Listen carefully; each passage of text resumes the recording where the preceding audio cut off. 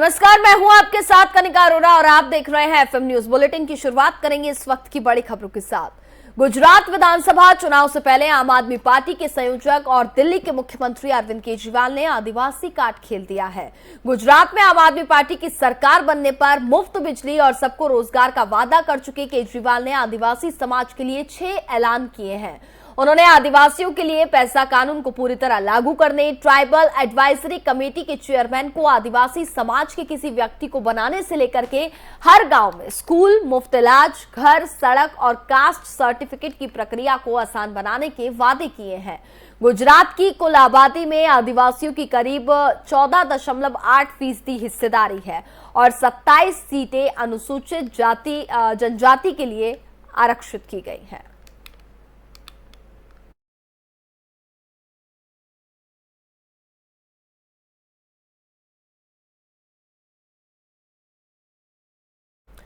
भारतीय अंतरिक्ष अनुसंधान संगठन ने रविवार सुबह 9:18 पर आंध्र प्रदेश के श्रीहरिकोटा में सतीश धवन अंतरिक्ष केंद्र से अपना पहला नया rocket small satellite launch vehicle D1 launch किया है। इस रॉकेट के 75 पेलोड देश भर के 75 ग्रामीण और साथ ही सरकारी स्कूलों के 750 छात्र छात्राओं ने बनाए हैं। डिजाइन करने वाली लड़कियां भी इसमें लॉन्च के समय श्रीहरिकोटा में मौजूद रही और रॉकेट ने सही तरीके से काम करते हुए दोनों सैटेलाइट को उनकी निर्धारित कक्षा में पहुंचा दिया। रॉकेट अलग हो गया, लेकिन उसके बाद सैटेलाइट से डेटा मिलना भी बंद हो गया। इसरो प्रमुख एस सोमनाथ ने कहा कि इसरो मिशन कंट्रोल सेंटर लगातार डेटा लिंक हासिल करने का प्रयास कर रहा है।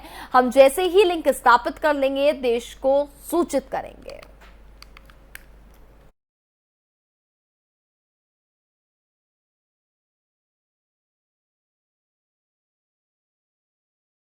पड़ोसी मुल्क बांग्लादेश में फ्यूल की कीमतों में जबरदस्त इजाफा हुआ। बांग्लादेशी सरकार ने ईंधन की कीमतों में 51.7% तक की बढ़ोतरी की है। नई कीमतें शनिवार से लागू हो गई हैं। इससे बांग्लादेश में महंगाई बढ़ने की आशंका और बढ़ गई है। खबरों की माने तो सरकार ने इस कदम से उस पर से सब्सिडी का बोझ भी कम होगा।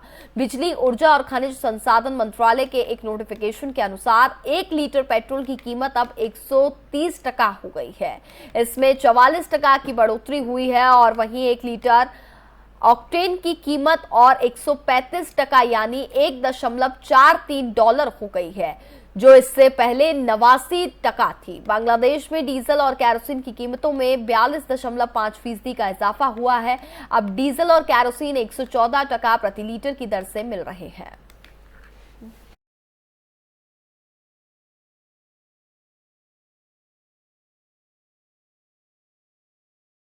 खबरों में आगे बढ़ते हैं। शेयर बाजार के बिग बुल राकेश झुनझुनवाला के निवेश वाली एयरलाइन अकासा एयर की पहली फ्लाइट रविवार सुबह 10:05 से मुंबई से अहमदाबाद के लिए रवाना हुई। Union civil aviation minister Jyotiraditya Scindia ने अकासा की पहली कमर्शियल फ्लाइट को हरी झंडी दिखा करके रवाना किया। ये फ्लाइट सुबह लगभग 11:25 पर अहमदाबाद पहुंची। फुली बुक्ड फ्लाइट में 189 पैसेंजर्स के साथ साथ कॉकपिट और केबिन क्रू भी शामिल थे। अकासा एयर 13 अगस्त से बेंगलुरु कोचिज, 19 अगस्त से बेंगलुरु मुंबई और 15 सितंबर से चेन्नई मुंबई रूट पर भी ऑपरेट होना शुरू हो जाएगी। फ्लाइट का न्यूनतम किराया 1916 रुपए है। अकासा ने खुद को लो कॉस्ट एयरलाइन की तरह पेश किया है, जो स्पाइस जेट, इंडिगो, गो फर्स्ट जैसी कंपनीज को सीधी टक्कर देगी। झुनझुनवाला ने वेंचर में 40% हिस्सेदारी के लिए $35 मिलियन का निवेश किया है।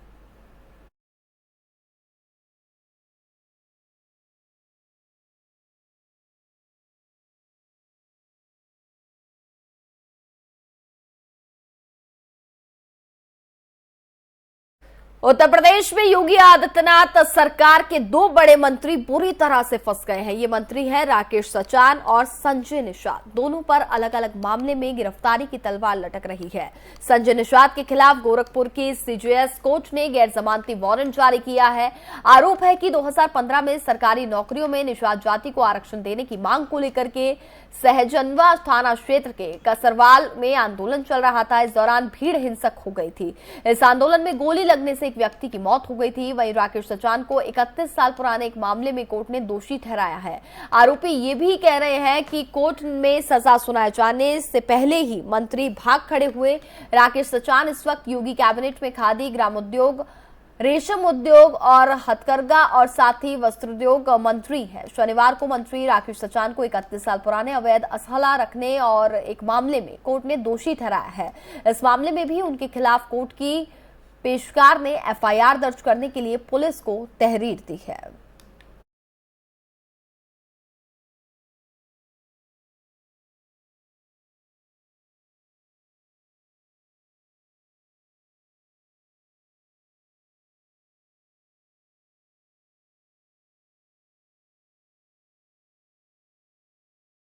खबरों में आगे बढ़ते हैं। नौकरशाहों को आधी न्यायिक शक्तियां देने के लिए मुख्यमंत्री एकनाथ शिंदे को आलोचना का सामना करना पड़ रहा है। विपक्ष के नेता अजीत पवार, कांग्रेस विधायक दल के नेता बाला साहेब थोड़ाट और कांग्रेस प्रवक्ता अतुल लोंढे ने सीएम की कड़ी आलोचना करते हुए कहा कि उनका फैसला अलोकतांत्रिक है। अजीत पवार ने कहा कि हम इस स्थिति का सामना कर रहे हैं क्योंकि एकनाथ शिंदे सीएम के रूप में शपथ लेने के 1 महीने से अधिक समय तक अपने मंत्रिमंडल का विस्तार करने में विफल रहे हैं। मुझे लगता है कि नौकरशाहों के बजाय सभी शक्तियां मुख्य सचिव को सौंपी जानी चाहिए। हम एक लोकतांत्रिक व्यवस्था में हैं।